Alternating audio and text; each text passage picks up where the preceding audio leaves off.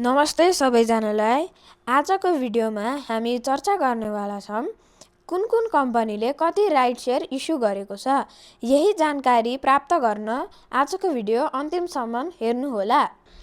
आजको भिडियोमा हामी एकदमै important hydro power बुद्धभूमि Nepal hydro पावरको बारेमा कुरा गर्न गइरहेका छौँ, जसले भर्खरै राइट सेयर इस्यु गरेको छ। यो राइट सेयर अपर्च्युनिटी हो कि के हो, यसमा इन्भेस्ट गर्न ठिक हो कि होइन, यो सबै कुरा जान्नको लागि यो भिडियो अन्तिमसम्म हेर्नुहोला। सबैभन्दा पहिले कम्पनीको बारेमा थोरै बुझौँ। यो हाइड्रो पावर कम्पनी अलरेडी नेप्चेमा लिस्टेड भएको कम्पनी हो भने यो कम्पनीको मेन प्रोजेक्ट भनेको लोअर टाँडी हाइड्रो प्रोजेक्ट रहेको छ, जुन चाहिँ नुवाकोटमा रहेको छ। त्यसै गरेर यसको क्यापेसिटी भनेको 5 मेगावाट हो भने यसले विद्युत प्रडक्सन गर्दै आइरहेको छ। अबको मेन कुरा भनेको राइट सेयर, जुन यो कम्पनीले 1:1 रेसियोमा इस्यु गरेको छ। अब धेरैलाई केमा समस्या हुनसक्छ भने राइट सेयर कति भर्ने भनेर।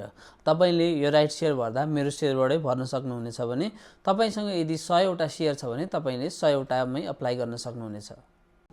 यो कम्पनीले टोटल 40 लाख सेयर इस्यु गरेको छ।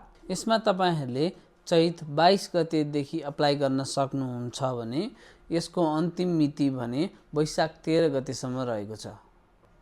यो कम्पनीको क्यापिटल अहिले 40 करोड रहेको छ भने राइट सेयर पछि 80 करोड पुग्नेछ र यो कम्पनीले ठुलो फन्ड रेज गरेर एक्सपान्सन गर्नेछ।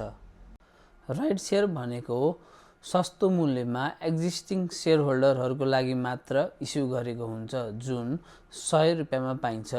यदि तपाईँहरू नयाँ इन्भेस्टर हुनुहुन्छ भने यसमा तपाईँहरूले एप्लाई गर्न पाउनुहुने छैन र मेरो सेयरमा तपाईँहरूलाई यो अप्सन पनि आउने छैन।